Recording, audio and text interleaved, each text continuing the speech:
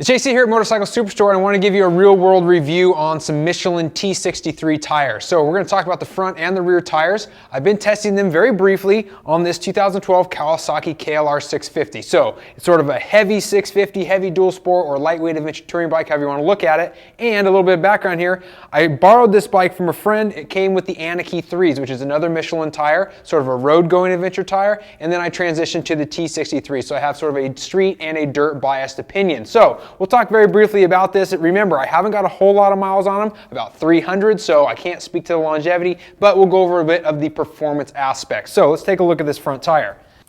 So here's the Aniki 3 tire I was telling you about. You can see the differences. Very street bias here. No knobbies on it to speak of. Quite a bit of grooving, but this tire is phenomenal on the road performance. Great grip. I really liked riding with that tire. However, once we transition to the T63, it's not nearly as good on the pavement. In fact, it scared me to begin with on the pavement. Just took a little getting used to. It's not nervous feeling. I wouldn't call it jittery. However, I would call it slightly overreactive.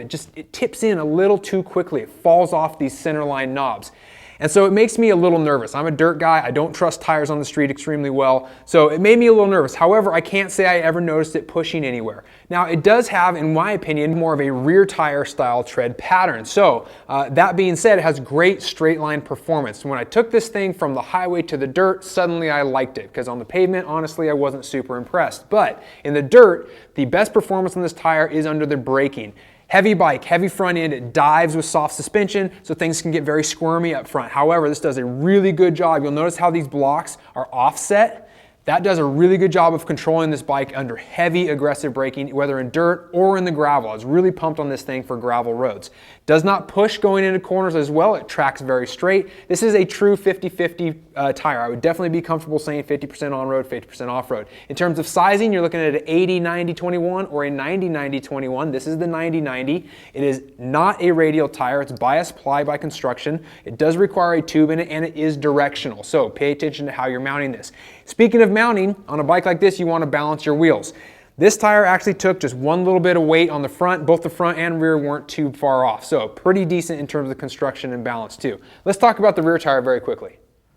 The T63 is even better as a rear tire. The tread pattern works a lot better here. You're going to notice it's very similar to the front like we mentioned. So with these big block spacings, the tall blocks, they work great for off-road use. But let's talk about it on the pavement first. So the grip in the pavement is okay. You're going to find that the rubber compound is pretty tacky. I don't have any problem with that, but it's the big block spacing that kind of causes the issues. Obviously, as you lean over towards the sidewall, you get these wider and wider spaces. I was never comfortable getting it fully cranked over, so it's definitely a little bit vague feeling on the edges. However, in the upright position, it's a little vague there too on the pavement, especially under braking. So if you're hard on your rear brake, or if you're even a moderate downshift, will cause this thing to lock up and then skid. So if you're trying to trail brake, or if you're coming into a stop sign or something on an angle and you do that, it can really be an issue because it starts to slide out. So try to get that stuff done when you're upright.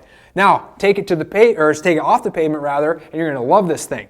It actually performs very, very well. Acceleration, braking, I feel is extremely consistent there, but once the tire starts to break loose, whether you're turning or not, it's extremely easy to control. Now, this isn't a very powerful bike, but you can slide this tire pretty dang well. So, one of the things to know about is it's very comfortable also. You're not gonna get a lot of rocks being flung up. The gaps are big enough. I didn't have gravel being flung up and making a lot of noise. On the pavement and in the dirt, it's a pretty cushy ride. I've been running these tires at the 30 and then 27 PSI. Again, on the rear, it needs to be dropped even more for more performance. So let's talk about some sizing options. 130/80/17 is what you're looking at here. It's the only 17-inch option. There are a couple 18-inch versions, and I feel that this tread pattern would work better on those types of bikes, like a KTM 530. It would be extremely good on those types of machines. So it still works for the bigger bikes, however, and one of the benefits of this is that it makes this thing look like a totally different bike. Not a pretty machine by anybody's standards. You put this on and now it looks like this big rugged Jeep.